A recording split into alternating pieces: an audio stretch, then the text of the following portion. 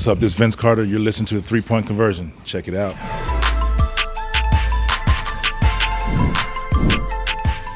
All right, we are back inside the 3-Point Conversion Sports Lounge, live at Radio Row. We have a special guest. We have a former NFL MVP, 12-year vet, running back, probably top 2, top 3, Mr. Marshall Faulk. What's going on, sir? You couldn't say one. Top one. Come on, man. Give me a chance at one. Hey, I'll put it like this. I've always said, I think people disrespect you when they put you at 4, 5, 3. It's okay. You know what? Different strokes for different folks. I did it different. You did it all. You like to see it. You like Emmett. You like Barry. You like Walter. You like Jim Brown. That's fine. They were running backs. Usually that's what you're asking me. I never considered myself a running back. I consider myself a football player. So, that's not taking anything from me. That's how my game was built, and that's how I played. It doesn't matter what they ask me to do. I got the job done. We're not even just receiving, blocking, running, receiving. I always called you the smartest player on the field. I've been said, I'm on record on my show. Anytime when Peyton Manning is taking those from you and saying that you're the smartest player in the NFL. I heard someone saying, and I love that.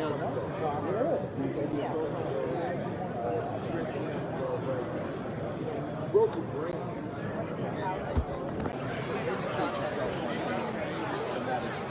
It's easy to just learn what you do, and it's easy to just learn what the offense is doing. I just try to take it as many steps forward as I could to not just study my opponent, but study the defensive coordinators in different places, or coordinators if he was new, like who did he coach under, and it's all a strategy. And you have nothing's original. You get everything from somewhere. And there's a basis to everything that everybody does, and it comes from a certain something, and if you can find out what that is, it becomes easy to decide how they want to attack you and what they want to do to you. We know how it is. We know how it is. Players, a lot of us and us. Yeah. How do you focus on the game? In the game, when you're playing in the game, you come here this is a business trip. And the hardest thing, it's not practice, it's not the fans. You really have to put your family in check. Because you bring a lot of family here, and they think it's a family vacation. Which it is for them, but for you, it's a business trip. And your mindset has to be right. You literally got to do things that you normally don't do. Throughout the week of practice, when we have a home game or away game, I don't have curfew. I don't have to make sure I eat at a certain time. But when you're here, when you're in a different environment, you literally have to go back to how you started. You were in training camp, and have that kind of discipline. For that, you are prepared to play this game because there's so many distractions, so many things going on. Well, being from Atlanta, we all remember Eugene Robinson when they played Denver at where were they at? Were they in New Orleans? I think they were in New Orleans. Right here. They were in Miami. Right here. They were in Miami. And of course that debacle, and I remember some of the Falcons. They were saying that they were up to like 6, 7 in the morning consoling him, tired. Have you had to deal with something like that? No. And I'm not going to lie to you. If my teammate did that, I wouldn't deal with it. What I would do, I would have got me some sleep, understanding that he was going to be who he was, and I needed my energy to maybe cover some of this crap up. That's what I would have did.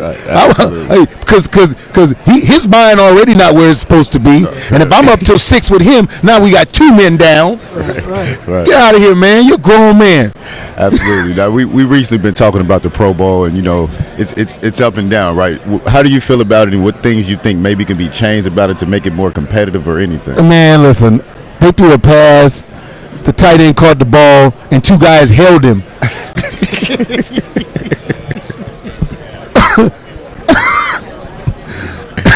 They either have to stop playing this game, stop charging people, or make them clowns play out there, man. This thing is awful. Y'all stop. Listen, y'all stop playing. It is awful.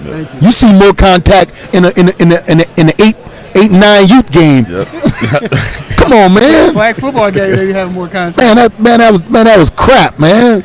And see, I remember we were talking about this on the way up here. I was saying that I remember when Marshall's, you played in the Pro Bowl. Yeah. You were the MVP, right? Yeah, man, that thing was real. Yeah, Right. balling. Tackles. That thing was real. Yes. I'm watching this game like, man, what is? Oh my God, please. Now we gotta ask you this. I got a chance to ask Tyreek Hill. I was actually just talking about how fast the team is. So I asked him. I said, comparing your team, the Kansas City Chiefs, to the 1999 Rams, who was the fastest? And he was like, man, what? Man, there's no way, man. We got McCall. We got who we say?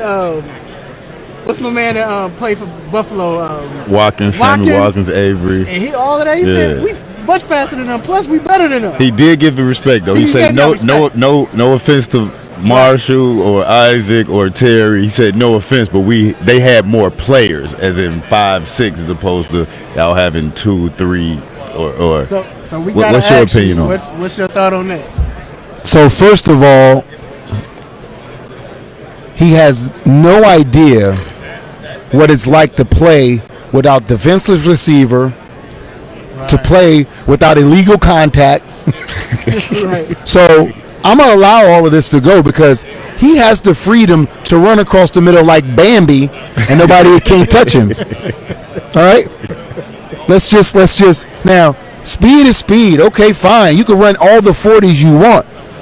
But I want to see your 40 with Ray Lewis, Ed Reed, Rod Woodson can smack you in the mouth. I want to see how fast you run then. So, yes, you can run fast. And yeah, you look like a track team. But I want to see you take some of these hits that we took and not be looking for a flag. Right. So, I understand what he's saying. And fine. But they're doing it next. It's he who does it first makes it what it is. So we have no opportunity to be better than them because we're done. Right. That's all they can do is try to compare and live up to what we did. And I mean, the league is what it is because of what we did. So he might not want to keep. I mean, just like you could probably still be a wide receiver not getting paid if it wasn't for what we did to the game. Greatest show on turf. You know. So recently, with the tragic death of Kobe Bryant, do you have any fond Kobe moments, or maybe your favorite Kobe moment? I got a chance to interview Kobe. We did a segment, and we were just going back and forth about whether he could play football, whether I could play basketball, who would have been better at the other sport, and then he sidebarred me and said, "You know, I'm still mad at you for what you did to my Eagles in 2001." And I was like, I forgot he was from Philly. Man, when you know, because Kobe, like, you know, we know he grew up, you know what I'm saying, in a different country, and he came back, and then he was in LA so long, you feel like he's like from LA, but he's not. And so I forgot that, and then we got into the stories, but just everybody, you know, you can be a superstar, and you can be the guy that people look at and they say, oh my God, that's like the model guy. Kobe wasn't the model guy. He didn't do everything the way you would want your kid to do it. But think about how many people he touched, how global he was. And he was probably the first villain that was loved by people. You know, everything that people said about him, like he was selfish, he didn't want to play team ball, and he didn't like this one or that one. He won doing everything. And I love the fact that he lived this life and he had ups and downs, and it was okay. Like, it was okay because that's life. These people out here that you hear about, and they live in these squeaky clean lives, and they're not doing nothing, and they don't. Okay, now. So we're gonna always have bumps in the roads. We're gonna always hit pitfalls, run into roadblocks. It's how you get over them, how you get up from them, and how you go through them. And that's what reminds me of Kobe. People talk about his fight on the court. I'm talking about his fight off the court to remain the person that he was, and he stuck true to himself. Never changed for nobody. Right. And then looking at you, the type of player that you were dedicated, like you stated earlier, to your craft. You made sure that's what you studied. Even though he was hated, all he worried about was winning, getting better, and winning. That's it, getting better and winning. Because here's the reality: I didn't really care if people liked me or not. I wasn't there for you to like me, because at the end of the day, 10 years from now, 20 years from now, that's all we talk about is his stats. We don't talk about other stuff. We're not going to talk about Kobe was nice. He wasn't nice to my son, or Kobe wasn't nice to his teammates. Who cares? Kobe won. And that's what it boils down to. And the people that mattered the most, ask his kids, ask his family members, ask the people who knew the real Kobe, and they're going to tell you, oh my God, this man was amazing. And that's what matters. We sometimes, my bad, not sometimes. This social media has got us caring about all kind of things. We want likes. We want double taps. We want triple taps. We want a lot now. We want to be validated. Validate your damn self. Love you. Yeah, definitely. Now, what running backs or even players in this that's here now you look at you I like them all, man. I'm a fan. So it's so hard to get to the NFL, and then it's so hard to stay in the NFL, and it's hard to make it in the NFL, and then it's hard to be good in the NFL. So most of the guys that's playing, it was their dream. And I love them all. I watch. I like linemen, D linemen. I even some kickers and punters that take it to the next level. You look at Tucker. I'm like, man, this dude is raw. Yeah. Like, he has swag with kicking. Yeah. He's a swagged out kicker. Yeah, think about it. Think about it. You know what I'm saying? Yeah. But you know how confident you got to be to do that, because your job is to kick. Right. They don't ask you to do nothing else. That's all you have to do is make it.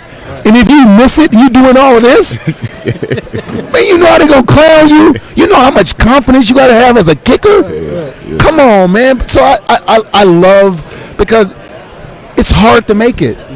It's hard, man. Little league. You know how many guys play little league around the world?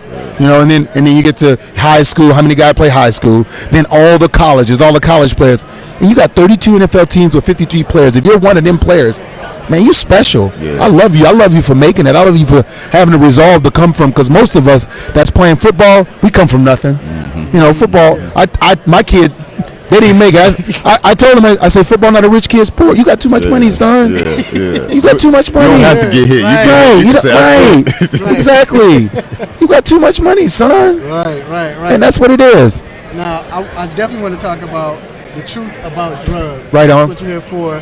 Can you explain what is that about? Yeah, so this information comes from the Foundation of Drug Free World, and we're just trying to go out and educate kids and educate parents and fight the fight, because you guys see it, and we see it every day, even in the hip hop culture.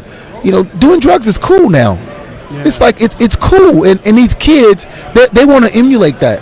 They want syrup, and they want they want to smoke and all the other stuff. It's cool, and somebody has to give them the information and let them know what comes from it, the fallout effect, the long-term effect, and it's what I'm here to do.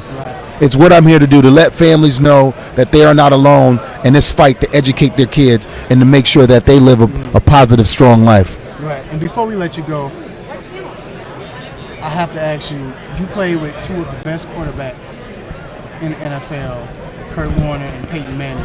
Can you describe playing with them, the differences?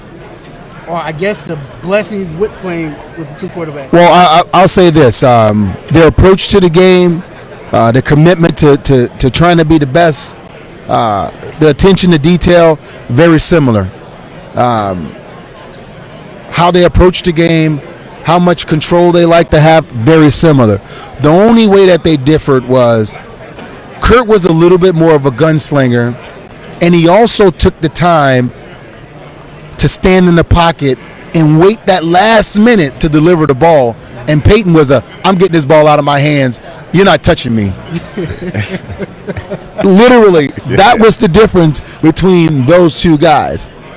Peyton he was never going to allow you the opportunity to get a shot on him. And Kurt was like, I'm going to let you get this shot, but I'm getting a touchdown out of this. Yeah. And that was the difference between the two of those guys. But awesome on and off the football field, man. I'm talking family men, good people, really good people.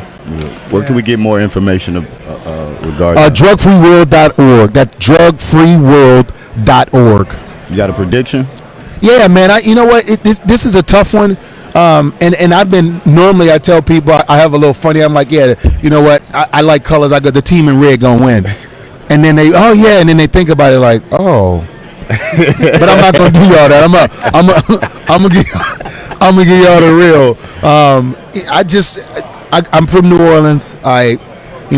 Born and bred on the Saints, and growing up, the Niners just demolished us.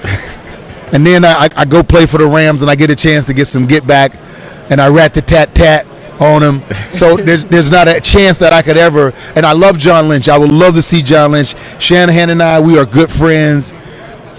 And I respect Richard Sherman to see him do it again. It would all be awesome, but for not, because it's the Niners, right. And I could never ever pick the Niners. So I'm just going for the state of Missouri to have another champion. I'm going with the Kansas City Chiefs.